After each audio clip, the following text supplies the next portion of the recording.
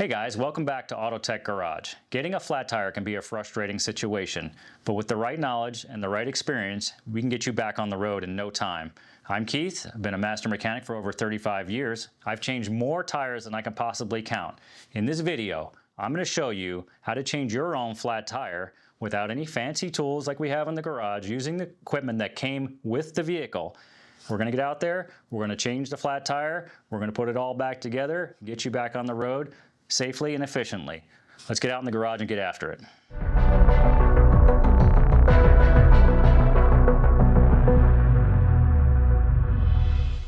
Okay guys, here we are. We got our flat tire. You think you're ready to change it, but we haven't really thought about safety first.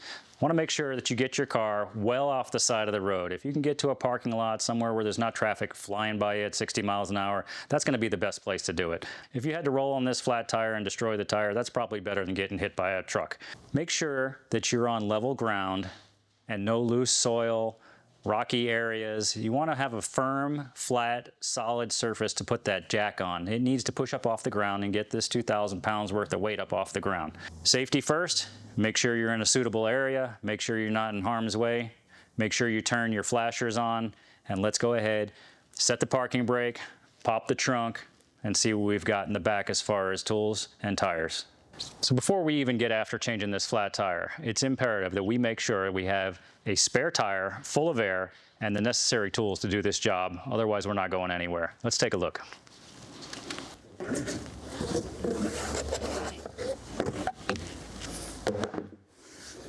Looks like we're in luck. We've got the jack, we've got the lug wrench, we've got the handle to crank up the jack. Let's take a look at that spare tire. So looking at the spare, I'm pressing in firmly on the sidewall. Looks like we've got a lot of air in it. I think we're good to roll on that. Unscrew this spare tire retainer counterclockwise until you've removed it all the way.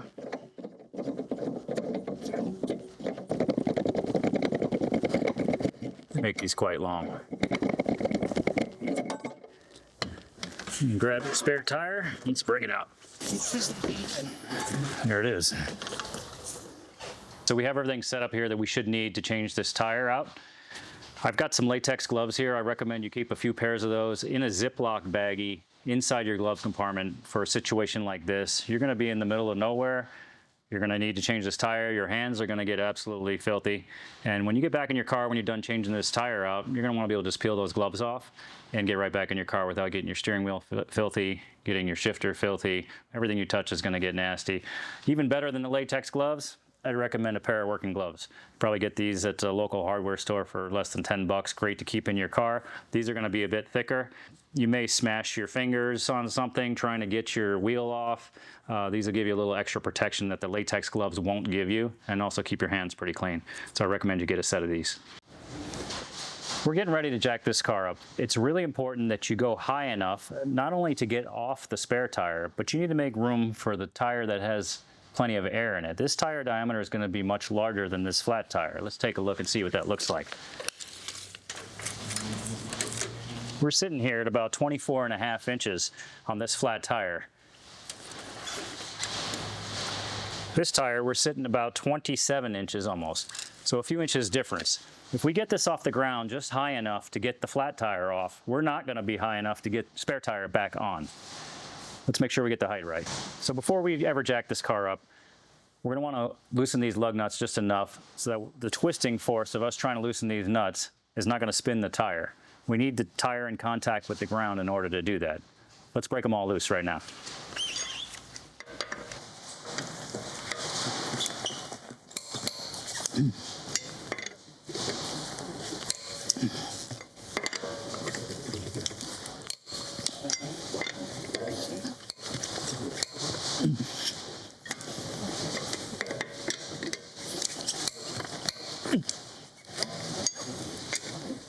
I'd recommend you go just a hair looser.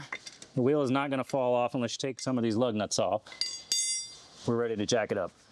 All right, guys, now that we've set the parking brake, we like to add a little stability here if we can. We're going to put some wheel chocks in front of the tire and behind the tire. Now, if you don't have these quality automotive wheel chocks that you can buy from the hardware store for 8 or 10 bucks, you can get creative. Maybe use some 2x4s. I'm sure you probably got a couple of pieces laying around the garage. If you're out in the middle of the desert, look around. Maybe you can find a tree stump. Maybe you can find a couple of large stones. The same thing will serve the same purpose. Just get one behind and one in front. Just give you an added safety measure. Always refer to your owner's manual. It's going to show you the safe jacking points for your vehicle.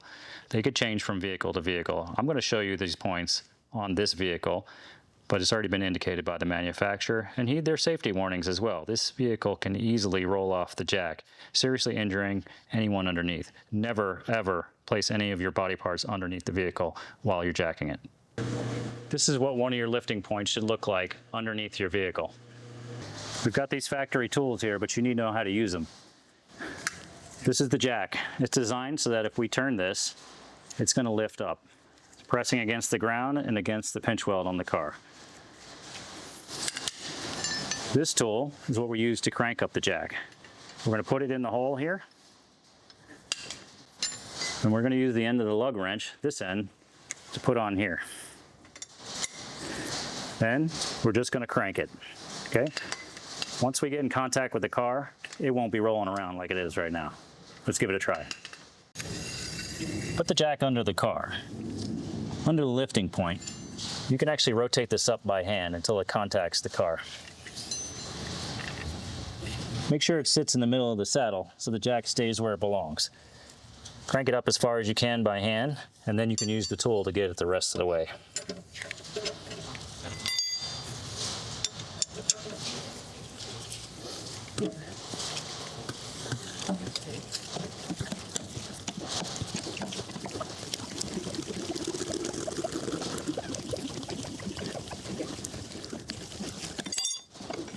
Take note of the distance underneath the tire.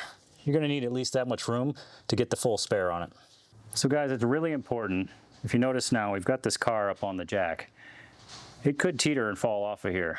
We definitely don't want to be anywhere underneath this tire, underneath this car. If this car falls off the jack, it's coming down pretty low. No body part should be underneath there. We're going to take these lug nuts off. But before I do that, what I like to do just to be safe, I take this spare tire, I'm going to stuff it under the side of this car. If it falls, it's not going all the way to the ground. It might save me in the event that something comes off the jack. Let's take these lug nuts off now. They should spin off by hand. In the event you live in an area where there's a lot of rust, there's a possibility you'll have to take these off with the wrench. Let's try.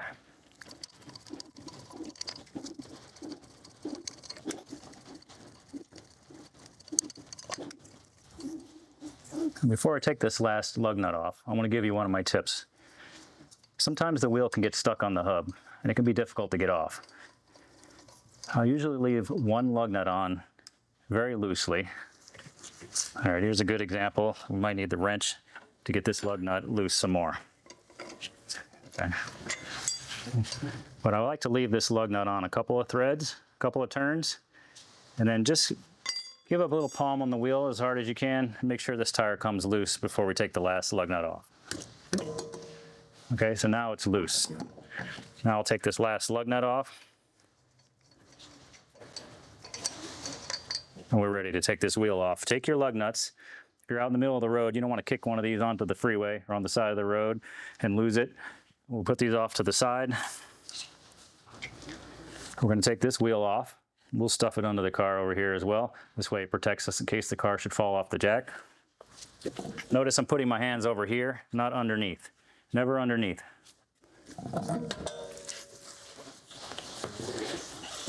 We'll put this one here.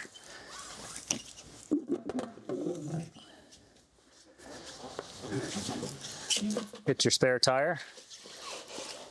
Make sure you put it on the correct direction. This is the way it goes. These holes are tapered. There's a tapered portion on these lug nuts, like an acorn, and they fit inside of here. So let's make sure we're getting those on the correct way. This wheel is also offset.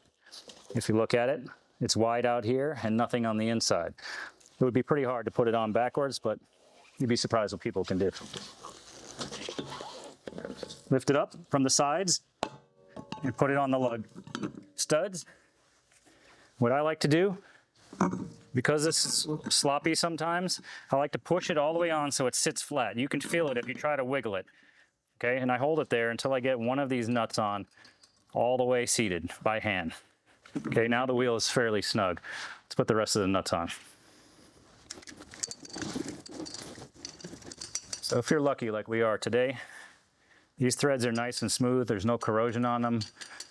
The nuts are going on easily, which means you can put them on basically by hand. And a very small snug with these before we let some contact back to the ground. It helps to hold the tire here while you snug them up a little bit.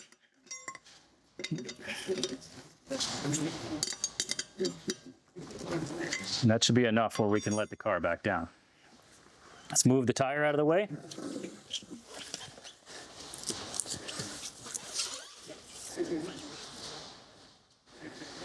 And we're ready to let this car back down.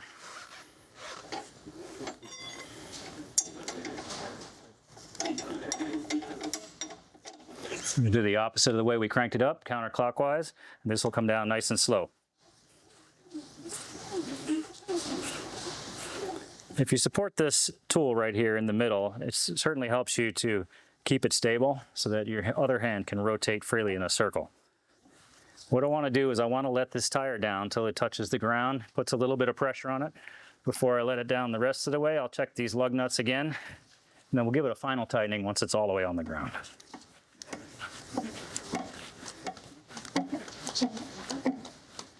That should be good.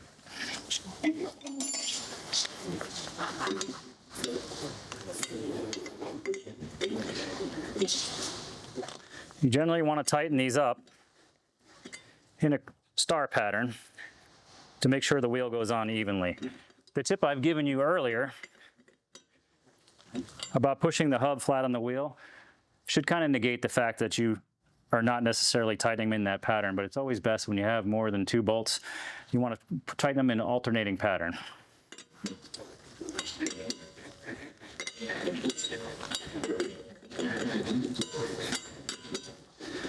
Those are pretty tight right now.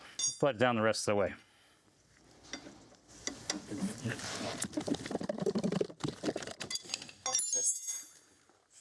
Now once you're loose, you can use this by hand.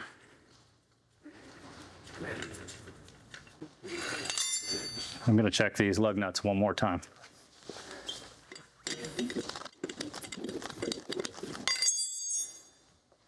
There you have it. So one thing I wanted to note about these spare tires, they run an unusually high pressure. This one says 60 pounds per square inch. Generally this car might be running at 32 or 34 pounds per square inch on the conventional tire. This is a small spare, a donut spare if you will. This one's going to run a bit higher pressure. I always recommend you check this pressure every time you change your oil, service your vehicle. You never know when you're going to need this spare tire. It could sit in that trunk for 6 or 7 or 8 years. When you go to use it, if it's flat, it is useless to you. All right, guys, you were successful in changing your flat tire. Last thing we need to do is we need to put all this stuff back in the trunk. You're going to want to get this tire repaired or replaced. It's not going to fit back in there the way the donut came out. This hole is not deep enough, so just get everything put away enough so make sure you didn't leave anything behind. And when you get your tire repaired and reinstalled in the car, they can put your donut back in its proper location with all the tools.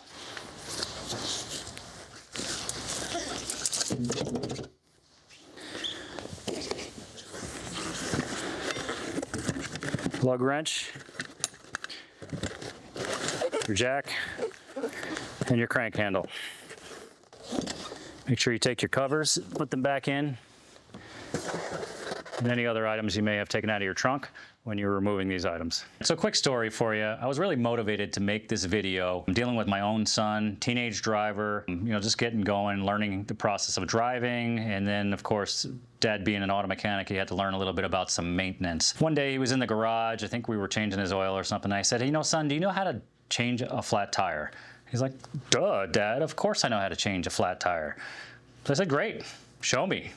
So I made him break out all the tools. It was a long, very labor-intense process for him. I think he spent about an hour doing it. And I really just didn't want to help him. I tried to give him maybe a couple of prompts as we went along, and he really had no clue what he was doing, even though he'd watched videos on it. I thought because he was searching YouTube in front of me, trying to figure out the next step, I was thinking to myself, this would be a great tutorial for not just a teenage driver, but anybody that's never changed a spare tire. All right, well, there you have it, guys. Straightforward approach to changing your tire. I hope you were able to follow all that. I hope everything made sense to you. I kind of wanted to follow up here with a few extra little tips for you guys, some things that you really need to know. First of all, when you have a donut as a spare tire, like the one we put on this vehicle here, there are some speed limitations on it. You don't want to be driving over 60 miles an hour on the freeway, you know, doing 85. It's really just not safe on that tire. Those tires are for temporary use only. I do recommend you go get that tire repaired if possible. If not, you'll want to have it replaced right away and back on the vehicle. Put that spare back in the trunk where it belongs. Make sure you air it up before you put it back in the trunk. The last thing you want to do is go to use your spare tire and it's flat. That is no fun. So, you know, if you're getting your tires rotated regularly, you're going to save yourself a little trouble in a couple of key areas. The first one is going to be if you have some lug nuts that are tight or seized, or if the wheel is starting to rust onto the hub. When you take it for a tire rotation, those things will get freed up fairly regularly, so it shouldn't be a problem for you. If there's any lug nuts that are starting to seize up, those coming on and off on a regular interval will help from them being seized on there. I didn't mention, but if you're in the event you're having trouble getting lug nuts on, please don't jump on the lug wrench. You have an opportunity to slip off and really hurt yourself. You can put a little extra weight into it with your body weight, like you probably saw me do in the video. Those lug nuts, there was no trial run on that. Those were tight, they were fresh. I did them by hand just as you watch me struggle a little bit. It takes quite a bit of effort. One of the things I really wanted to tell you guys, it's important for you to try this in the comfort of your own home. Don't wait until your car is stuck on the side of the road and you're in an emergency situation, you're late for work. Let's go ahead and practice this technique in the comfort of your driveway on the weekend. Maybe you got somebody to assist you. Go through it once or twice. Make sure you're comfortable with the process. Practice makes perfect, or perfect practice makes perfect. Let's say it like that. So please just go out and try this on your own. Make sure you're keeping safety first. Don't put yourself in any situations where you're going to get hurt. Make sure you're staying out from underneath the vehicle. I really appreciate you guys following this video. I hope you found it valuable. I'm going to have lots of other great stuff coming up here for you shortly. I'd like you to check out this next video where we're going to go ahead and change the oil and filter on this brand new 2024 Lexus LC500. It's a bespoke model convertible. The car is pretty cool, so I think you're going to enjoy the video even if you don't want to change the oil. Come and watch it next right there.